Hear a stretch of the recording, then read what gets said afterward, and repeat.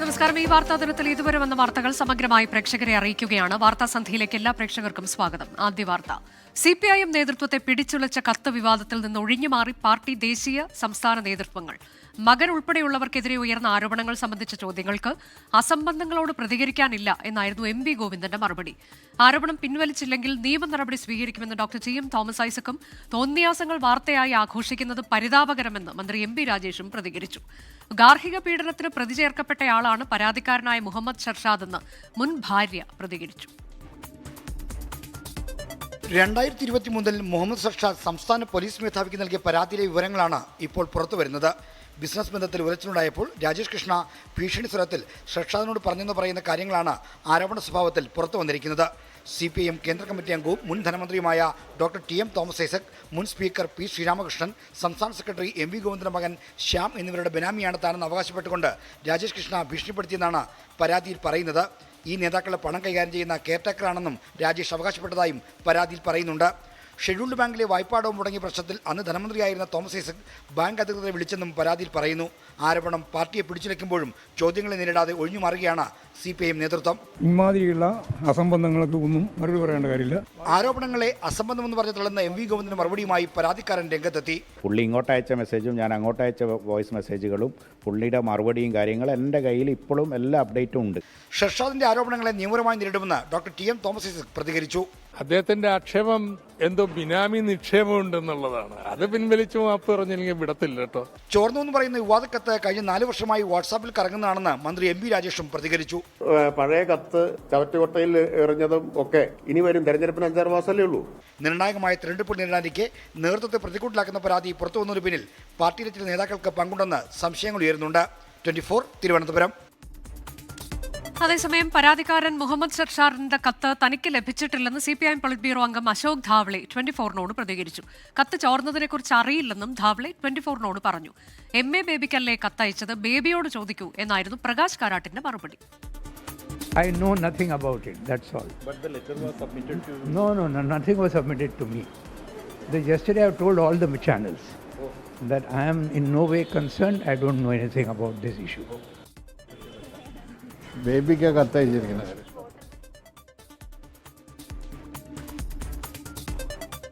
CPIMലെ കത്ത് വിവാദത്തിൽ ആരോപണ വിധേയന ഹവാല ഇടപാടുകളുണ്ടെന്ന് പ്രതിപക്ഷ നേതാവ് VD സതീശൻ.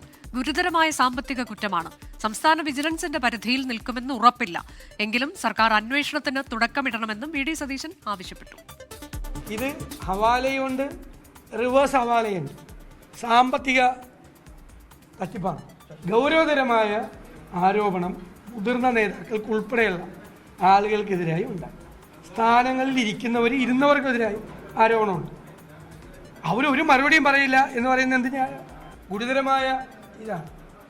സംസ്ഥാനത്തെ വിജിലൻസിൻ്റെ പരിധിയിൽപ്പെട്ടതല്ല. കാരണം മദ്രാസിലെ കമ്പനിയാണ്. വിദേശത്ത് നിന്ന് പണം വന്നിട്ടുണ്ട്. അപ്പോൾ ഇവരുടെ പുറകിൽ നിൽക്കില്ല സ്റ്റേറ്റ്. പക്ഷേ ഞങ്ങളുടെ അഭിപ്രായം സ്റ്റേറ്റ് ഗവൺമെൻറ് തന്നെ ഇനീഷ്യേറ്റീവ് എടുത്തൊരു അന്വേഷണം നടത്തണം.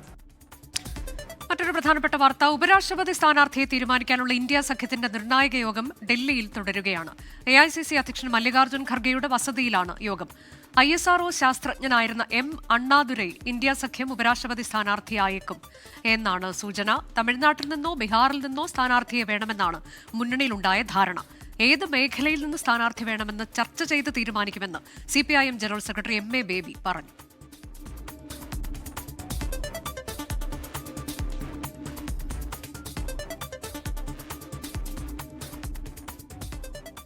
സുപ്രീം കോടതിയിൽ നിന്ന് വന്ന പ്രധാനപ്പെട്ട വാർത്തയിലേക്കാണ് ഇനി. ഡിജിറ്റൽ സാങ്കേതിക സർവകലാശാലകളിലെ VC നിയമനത്തിനുള്ള സെർച്ച് കമ്മിറ്റിയുടെ ചെയർപേഴ്സണായി സുപ്രീം കോടതി മുൻ ജഡ്ജി ജസ്റ്റിസ് സുധാംശു ധൂലിയെ നിയമിച്ചു.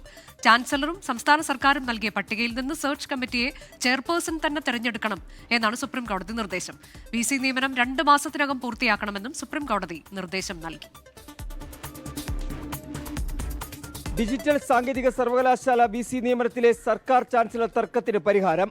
VC നിയമനത്തിനായുള്ള സെർച്ച് കമ്മിറ്റി രൂപീകരിക്കാൻ വിരമിച്ച ജസ്റ്റിസ് സുധാംശു ധൂലിയയെ ചെയർപേഴ്സണായി നിയമിച്ചാണ് സുപ്രീം കോടതിയുടെ നിർണായക ഇടപെടൽ. സംസ്ഥാനവും ചാൻസലറും നൽകിയ പട്ടികയിൽ നിന്ന് 2 പേരെ വീതം തെരഞ്ഞെടുത്ത ചെയർപേഴ്സൺ സെർച്ച് കമ്മിറ്റി 2 ആഴ്ചയ്ക്കുള്ളിൽ രൂപീകരിക്കണം. 2 സർവകലാശാലകളിലും VC നിയമനം 2 മാസത്തിനുള്ളിൽ പൂർത്തിയാക്കണം.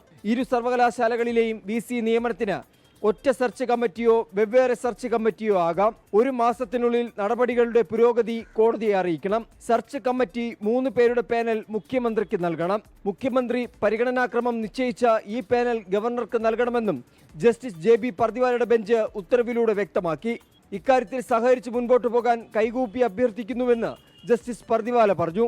ചെയർപേഴ്സൺ സ്ഥാനത്തേക്ക് വിരമിച്ച ജഡ്ജി വേണമെന്ന സംസ്ഥാനത്തിന്റെ ആവശ്യം അംഗീകരിച്ചാണ് കോടതിയുടെ ഉത്തരവ്.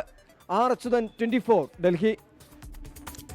വോട്ടുകൊള്ള ആരോപണങ്ങൾക്ക് പിന്നാലെ മുഖ്യ തെരഞ്ഞെടുപ്പ് കമ്മീഷണറെ ഇംപീച്ച് ചെയ്യാനുള്ള നീക്കവുമായി ഇന്ത്യ സഖ്യം. ഇന്ന് ചേർന്ന മുന്നണി യോഗത്തിൽ ഇക്കാര്യത്തിൽ പ്രാഥമിക ചർച്ച നടന്നു. പ്രതിപക്ഷം ഉയർത്തിയ ചോദ്യങ്ങൾക്ക് തെരഞ്ഞെടുപ്പ് കമ്മീഷന് മറുപടിയില്ലെന്ന് ഇന്ത്യ മുന്നണി നേതാക്കൾ പറഞ്ഞു. ലോക്സഭാ പ്രതിപക്ഷ നേതാവ് രാഹുൽ ഗാന്ധി ഉന്നയിച്ച വോട്ടുകൊള്ള ആരോപണത്തിന് മറുപടിയുമായി മുഖ്യ തെരഞ്ഞെടുപ്പ് കമ്മീഷണർ കഴിഞ്ഞ ദിവസം രംഗത്തെത്തിയിരുന്നു. എന്നാൽ ആരോപണങ്ങൾ കടുപ്പിച്ച് തെരഞ്ഞെടുപ്പ് കമ്മീഷനെതിരെയുള്ള നീക്കം ശക്തമാക്കുകയാണ് പ്രതിപക്ഷ സഖ്യം. From the beginning, the government had ulterior motive to make election commission the B team of the government. പ്രതിപക്ഷത്തിന്റെ ചോദ്യങ്ങൾക്ക് തെരഞ്ഞെടുപ്പ് കമ്മീഷന് മറുപടിയില്ല. ചോദ്യം ചോദിക്കുമ്പോൾ ഭീഷണിപ്പെടുത്തുന്നുവെന്നും നേതാക്കൾ. വിഷയത്തിൽ പാർലമെന്റിനകത്തും പുറത്തും പ്രതിപക്ഷം ഇന്നും പ്രതിഷേധിച്ചു. തെരഞ്ഞെടുപ്പ് കമ്മീഷനോട് 7 ചോദ്യങ്ങളുമായി തമിഴ്നാട് മുഖ്യമന്ത്രി MK സ്റ്റാലിനും രംഗത്തെത്തി. 24, ഡൽഹി. വോട്ടുകൊള്ള, ബീഹാർ വോട്ടർ പട്ടിക പരിഷ്കരണ ക്രമക്കേട് ആരോപണങ്ങൾ ഉന്നയിച്ച് രാഹുൽ ഗാന്ധി നയിക്കുന്ന വോട്ടർ അധികാർ യാത്ര ബീഹാറിൽ പുരോഗമിക്കുകയാണ്. വിവിധ മണ്ഡലങ്ങളിലൂടെ കടന്നുപോകുന്ന യാത്രയ്ക്ക് വൻ സ്വീകരണമാണ് ലഭിക്കുന്നത്. ബീഹാറിലെ ദേവ് സൂര്യ മന്ദിറിൽ രാഹുൽ ഗാന്ധിയും തേജസ്വി യാദവും സന്ദർശനം നടത്തി. ഗയയിലെ പൊതുപരിപാടിയോടെ 2ാം ദിവസത്തെ യാത്ര അവസാനിക്കും. ഇടപ്പള്ളി മണ്ണുത്തി ദേശീയപാതയുടെ അവസ്ഥ പരിതാപകരമെന്ന് സുപ്രീംകോടതി. പാതയിലെ ഗതാഗതക്കുരുക്ക് ചൂണ്ടിക്കാട്ടിയായിരുന്നു പരാമർശം. 1 മണിക്കൂർ കൊണ്ട് എത്തേണ്ട ദൂരം പിന്നിടാൻ കഴിയുന്നത് 11 മണിക്കൂർ കൊണ്ടാണെന്ന് ചീഫ് ജസ്റ്റിസ് പറഞ്ഞു. പാലിയേക്കര ടോൾ പിരിവ് തടഞ്ഞ ഹൈക്കോടതി ഉത്തരവിനെതിരായ ദേശീയപാത അതോറിറ്റിയുടെ ഹർജി പരിഗണിക്കുമ്പോഴാണ് മലയാള മാധ്യമങ്ങൾ ചൂണ്ടിക്കാട്ടി കോടതിയുടെ പരാമർശമുണ്ടായത്.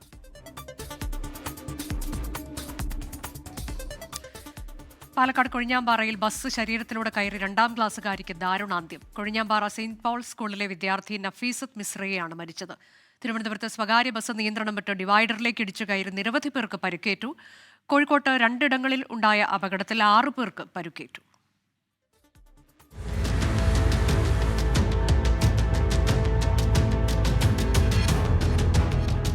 രാവിലെ പിതാവിനൊപ്പം സ്കൂളിലേക്ക് ബൈക്കിൽ പോകവേ ഓട്ടോ ഇടിച്ച് കുട്ടി റോഡിലേക്ക് മറിഞ്ഞു വീഴുകയായിരുന്നു. റോഡിൽ വീണ കുട്ടിയുടെ മുകളിലൂടെ ബസ് കയറിയാണ് ദാരുണാന്ത്യം. റോഡിലെ കുഴിയാണ് അപകടത്തിന് കാരണമെന്നാരോപിച്ച് സ്ഥലത്ത് നാട്ടുകാർ പ്രതിഷേധിച്ചു.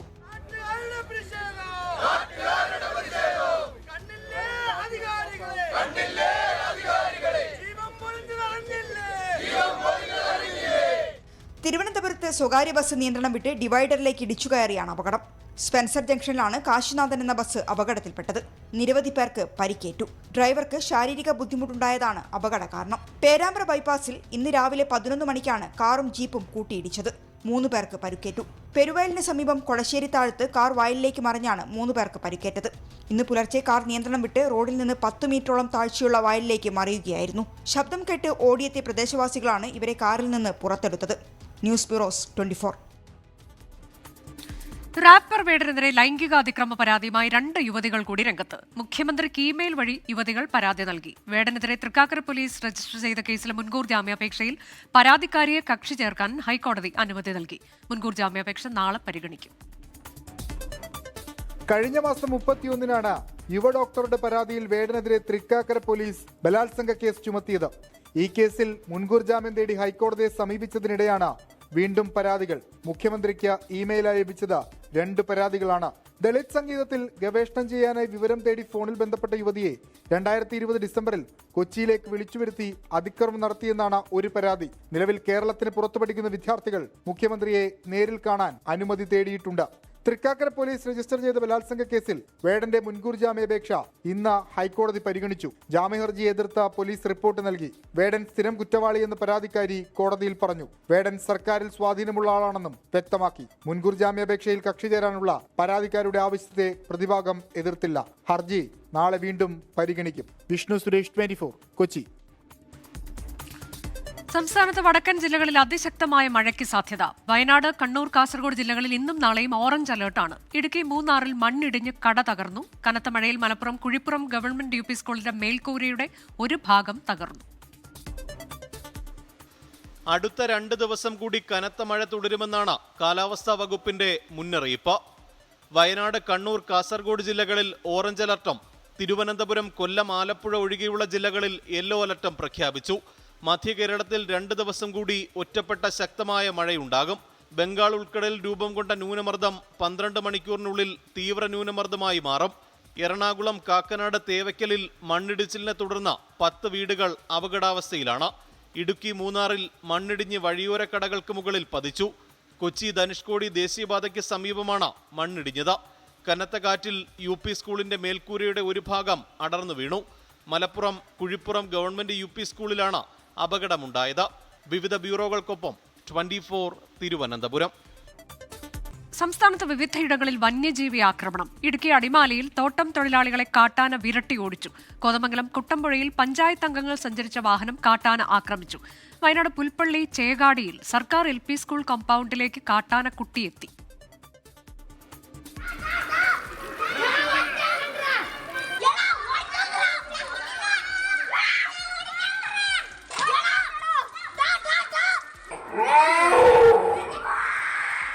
Pulpally Chekadi government LP school കോമ്പൗണ്ടിൽ 1 മണിക്കൂറോളമാണ് കാട്ടാനക്കുട്ടി കഴിച്ചുകൂട്ടിയത്. കാണാൻ കൗതുകമാണ്, പക്ഷേ ചന്തവുമാണ്, ഒക്കെ സമ്മതിക്കാം. പക്ഷെ ഞങ്ങൾക്ക് കുറച്ച് സമയം ഞങ്ങൾക്ക് വല്ലാത്തൊരു വേവലാതിയായിരുന്നു. കോതമംഗലം കുട്ടമ്പുഴയ്ക്ക് സമീപം പന്തപ്പുറയിൽ പഞ്ചായത്ത് അംഗങ്ങൾ സഞ്ചരിച്ച ജീപ്പിന് നേരെ കാട്ടാന പാഞ്ഞെടുത്തു. അടിമാലി പീച്ചാട് പ്ലാമല പ്രദേശത്ത് ജനവാസ മേഖലയിൽ 5 ആനകൾ ഇറങ്ങിയത് ആശങ്കയായി. വയനാട് ചീരാൽ നോർത്ത് വെള്ളച്ചാലിലെ അരവിന്ദന്റെ വീട്ടിലെ വളർത്തുനായയെ പുലി കൊന്നു. കഴിഞ്ഞ ദിവസങ്ങളിലായി നിരന്തരം വളർത്തുമൃഗങ്ങളെ ആക്രമിക്കുകയാണ് പുലി. 24 വയനാട്. ആരോഗ്യ സംവിധാനത്തെ ചോദ്യം ചെയ്ത് വീണ്ടും സർക്കാർ ഡോക്ടർ. മരണാനന്തര അവയവദാന പദ്ധതിയായ കേസ് ഓട്ടോ പൂർണ്ണ പരാജയമെന്ന് തിരുവനന്തപുരം മെഡിക്കൽ കോളേജ് നെഫ്രോളജി വിഭാഗം മേധാവി ഡോക്ടർ മോഹൻദാസ് വിമർശിച്ചു. വിമർശനം വിവാദമായതിനു പിന്നാലെ സമൂഹമാധ്യമത്തിലെ പോസ്റ്റ് ഡോക്ടർ പിൻവലിച്ചു. ഡോക്ടർ മോഹൻദാസിന്റെ വെളിപ്പെടുത്തൽ തള്ളി കേസ് ഓട്ടോ എക്സിക്യൂട്ടീവ് ഡയറക്ടർ രംഗത്തെത്തി. മെഡിക്കൽ കോളേജ് മുൻ നെഫ്രോളജി വിഭാഗം മേധാവി ഡോക്ടർ വേണുഗോപാലിന്റെ മരണവാർത്ത പങ്കുവച്ചാണ് ഡോക്ടർ മോഹൻദാസ് കേസോട്ടയ്ക്കെതിരെ ആഞ്ഞടിച്ചത്. ഡോക്ടർ വേണുഗോപാലും ഡോക്ടർ രാംദാസുമാണ് കേരളത്തിലെ മൃതസഞ്ജീവിനി വിജയമാക്കി തീർത്തത്. രാംദാസ് സാറിന്റെ മരണത്തോടെ മൃതസഞ്ജീവിനി സമ്പൂർണ്ണ പരാജയമായി. കേസോട്ടോ എക്സിക്യൂട്ടീവ് ഡയറക്ടർ ജോലി ചെയ്യുന്ന ആലപ്പുഴ മെഡിക്കൽ കോളേജിൽ ഇതുവരെ കടാവർ ട്രാൻസ്പ്ലാന്റ് നടന്നിട്ടില്ലെന്നും ഡോക്ടർ മോഹൻദാസ് തുറന്നടിച്ചു. അതേസമയം കേസോട്ടോ മസ്തിഷ്ക മരണം നിർണ്ണയിക്കുന്ന പ്രക്രിയയിൽ നേരിട്ട് പങ്കാളിയല്ലെന്ന് എക്സിക്യൂട്ടീവ് ഡയറക്ടർ 24-നോട് പറഞ്ഞു. നേരിട്ട് കേസോട്ടോയ്ക്ക് മസ്തിഷ്കമരണ നിർണയത്തിലോ അല്ലെങ്കിൽ മസ്തിഷ്കമരണ നിർണയം നടത്തുന്ന പ്രക്രിയയിലോ ഇടപെടാറില്ല. അതുകൊണ്ട് കേസോട്ടോ പരാജയമാണെന്ന് പറയുന്നതിൽ അർത്ഥമില്ല. കേസോട്ടോയുടെ സഹായമില്ലാതെ 4 വൃക്കമാറ്റിവയ്ക്കൽ ശസ്ത്രക്രിയകൾ മെഡിക്കൽ കോളേജിൽ നടന്നുവെന്നും നേരത്തെ ഡോക്ടർ മോഹൻദാസ് സാമൂഹ്യ മാധ്യമത്തിൽ പങ്കുവച്ചിരുന്നു.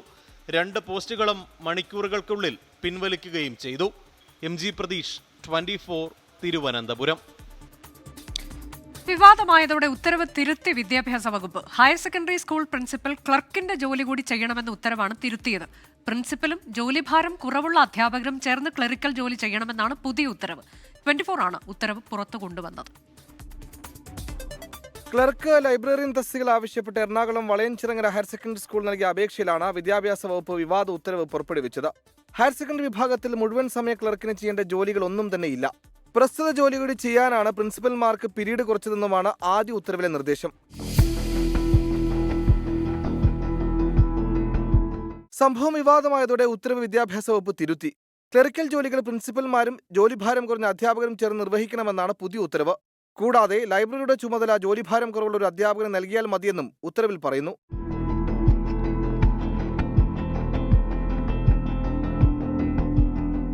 എന്നാൽ പുതിയ ഉത്തരവും വിവാദമാകാൻ സാധ്യതയുണ്ട്.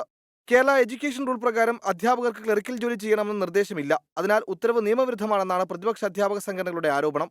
24 തിരുവനന്തപുരം. ഇനി ഇന്നത്തെ മറ്റു ചില വാർത്തകൾ ചുരുക്കത്തിൽ നോക്കാം.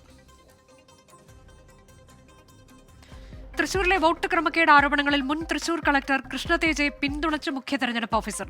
കൃഷ്ണതേജയ്ക്കെതിരെ ഉയർന്നുവന്ന ആരോപണങ്ങൾ തെറ്റിദ്ധരിപ്പിക്കുന്നത്, അടിസ്ഥാനരഹിതമായ ആരോപണങ്ങൾ ഉന്നയിക്കുന്നതിൽ നിന്ന് വിട്ടുനിൽക്കണമെന്നും മുഖ്യ തെരഞ്ഞെടുപ്പ് ഓഫീസർ. കേരള സർവകലാശാല വിദ്യാർത്ഥി യൂണിയൻ പ്രവർത്തനോദ്ഘാടനത്തിൽ നിന്ന് വിട്ടുനിന്ന് vice chancellor doctor Mohanan Kunnummal. VC suspend ചെയ്ത് ഡോക്ടർ KS അനിൽകുമാറിനെ രജിസ്ട്രാർ എന്ന നിലയിൽ പങ്കെടുപ്പിച്ചു. അലാസ്ക ഉച്ചകോടിക്ക് പിന്നാലെ പ്രധാനമന്ത്രി നരേന്ദ്രമോദിയെ ഫോണിൽ വിളിച്ച് റഷ്യൻ പ്രസിഡന്റ് വ്ളാദിമിർ പുടിൻ. സംഘർഷത്തിന് സമാധാനപരമായ പരിഹാരമുണ്ടാകണമെന്ന് പ്രധാനമന്ത്രി ആവശ്യപ്പെട്ടു. പുടിൻ എല്ലാ പിന്തുണയും നരേന്ദ്രമോദി വാഗ്ദാനം ചെയ്തു. ഇന്ത്യ സന്ദർശനത്തിനായി ചൈനീസ് വിദേശകാര്യമന്ത്രി വാങ് യി ഡൽഹിയിലെത്തി. പ്രധാനമന്ത്രി നരേന്ദ്രമോദിയുമായി വാങ് യി കൂടിക്കാഴ്ച നടത്തും. ചൈനീസ് വിദേശകാര്യമന്ത്രിയുടെ ഇന്ത്യ സന്ദർശനത്തിൽ പ്രതിഷേധിച്ച് ടിബറ്റൻ വംശജർ. മുൻ DGP ടോമിൻ ജെ തച്ചങ്കരിക്കെതിരെ ഗുരുതര ആരോപണം ഉയർത്തി CPIM. കൊലക്കേസുകളും ക്രിമിനൽ കേസുകളും ടോമിൻ തച്ചങ്കരി തേച്ചുമായ്ച്ചു കളഞ്ഞിട്ടുണ്ടെന്നാണ് സംസ്ഥാന കമ്മിറ്റി അംഗം CM ദിനേശ് മണിയുടെ ആരോപണം. LDF സർക്കാർ അധികാരത്തിലുള്ളപ്പോഴും താൻ പോലീസിലുണ്ടായിരുന്നുവെന്നാണ് ടോമിൻ തച്ചങ്കരിയുടെ മറുപടി. എറണാകുളം കോതമംഗലത്ത് 23-കാരി ആത്മഹത്യ ചെയ്ത സംഭവത്തിൽ മുഴുവൻ പ്രതികളും പോലീസ് കസ്റ്റഡിയിൽ. ഒന്നാം പ്രതി റമീസിന്റെ മാതാപിതാക്കളെ തമിഴ്നാട്ടിൽ നിന്ന് അന്വേഷണ സംഘം പിടികൂടി. വിശദമായ മൊഴിയെടുപ്പിന് ശേഷം പ്രതികളുടെ അറസ്റ്റ് രേഖപ്പെടുത്തി. കോട്ടയം ഏറ്റുമാനൂരിൽ അമ്മയും മക്കളും ട്രെയിനിന് മുന്നിൽ ചാടി ആത്മഹത്യ ചെയ്ത സംഭവത്തിൽ കുറ്റപത്രം സമർപ്പിച്ച പോലീസ്. ഭർത്താവ് നോബി മാത്രമാണ് കേസിലെ പ്രതി. ഇനിയൊരു സ്പോർട്സ് വാർത്തയിലേക്ക്. ഏഷ്യാ കപ്പ് ക്രിക്കറ്റിനുള്ള ഇന്ത്യൻ ടീമിനെ നാളെ പ്രഖ്യാപിക്കും. ശുഭ്മൻ ഗില്ലിനും മുഹമ്മദ് സിറാജിനും ടീമിൽ ഇടം ലഭിച്ചേക്കില്ല എന്നാണ് പുതിയ റിപ്പോർട്ട്. മലയാളി താരം സഞ്ജു സാംസൺ ഓപ്പണർ സ്ഥാനം നിലനിർത്താനാണ് സാധ്യത. അടുത്ത വർഷത്തെ 2020 ലോകകപ്പിന്റെ കർട്ടൻ റൈസറായ ഏഷ്യ കപ്പിനുള്ള ഇന്ത്യൻ ടീമിൽ ആരൊക്കെ ഇടം നേടുമെന്ന ആകാംക്ഷയിലാണ് ആരാധകർ. മുംബൈയിൽ നാളെ ചേരുന്ന BCCI സെലക്ടേഴ്സിന്റെ യോഗത്തിന് ശേഷമായിരിക്കും ടീം പ്രഖ്യാപനം. സൂര്യകുമാർ നായകനാകുന്ന ടീമിൽ സമീപകാല ടൂർണമെന്റുകൾ കളിച്ച കോർ ടീമിനെ നിലനിർത്തിയേക്കുമെന്നാണ് റിപ്പോർട്ടുകൾ. അഭിഷേക് ശർമ്മ സഞ്ജു സാംസൺ ജോഡി തന്നെയായിരിക്കും ഓപ്പണിംഗിൽ. IPL-ലും ഇംഗ്ലണ്ടിനെതിരായ ടെസ്റ്റ് പരമ്പരയിലും ശുഭ്മാൻ ഗില്ലിന്റേത് ഉജ്ജ്വല പ്രകടനമായിരുന്നുവെങ്കിലും വിജയ ജോഡിയെ പൊളിക്കേണ്ടെന്ന് കോച്ച് ഗൗതം ഗംഭീർ തന്നെ തീരുമാനമെടുക്കുകയായിരുന്നു. തിലക് വർമ്മയും റിങ്കു സിംഗും സ്ഥാനം നിലനിർത്തുമ്പോൾ ശേഷിക്കുന്ന ഒരു ബാറ്റിംഗ് സ്പോട്ടിനായി ശ്രേയസ് അയ്യർ, ശിവൻ ദൂബെ എന്നിവരെയാണ് പരിഗണിക്കുന്നത്. ഋഷഭ് പന്തിന് പരിക്കേറ്റതോടെ ജിതേഷ് ശർമ്മ രണ്ടാം വിക്കറ്റ് കീപ്പറാകും. ജസ്പ്രീത് ബുംറ കളിക്കാൻ സജ്ജനെന്ന് അറിയിച്ചതോടെ ഇംഗ്ലണ്ട് പര്യടനത്തിൽ ലീഡിംഗ് വിക്കറ്റ് ടേക്കറായിട്ടും മുഹമ്മദ് സിറാജിന് ഇടമുണ്ടാവില്ല. അക്സർ പട്ടേലും കുൽദീപ് യാദവും വരുൺ ചക്രവർത്തിയും രവി ബിഷ്ണോയും തുടങ്ങി സ്പിന്നർമാരുടെ നീണ്ട നിരയുള്ള ടീമിൽ വാഷിംഗ്ടൺ സുന്ദറിനും അവസരം കിട്ടാൻ പാടാണ്. സെപ്റ്റംബർ 9 തുടങ്ങുന്ന ടൂർണമെന്റിൽ 10 ഇന്ത്യയുടെ ആദ്യ മത്സരം. Sports desk 24. നോക്കാം ഇപ്പോഴത്തെ കാലാവസ്ഥ.